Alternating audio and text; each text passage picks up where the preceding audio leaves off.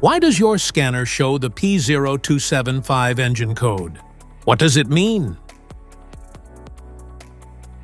P0275 is a diagnostic trouble code for cylinder 5, contribution or balance. The P0275 engine code for indicate your vehicle's engine computer, PCM, has detected that the fifth cylinder is underperforming or not generating the same amount of power as the other cylinders.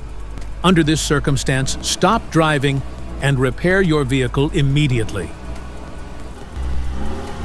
So, what causes this imbalance? Here are the most common culprits.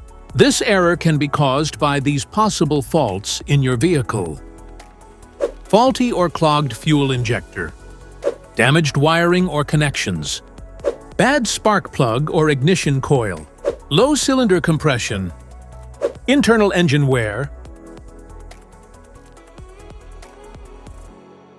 Each DTC code corresponds to a specific issue in your vehicle.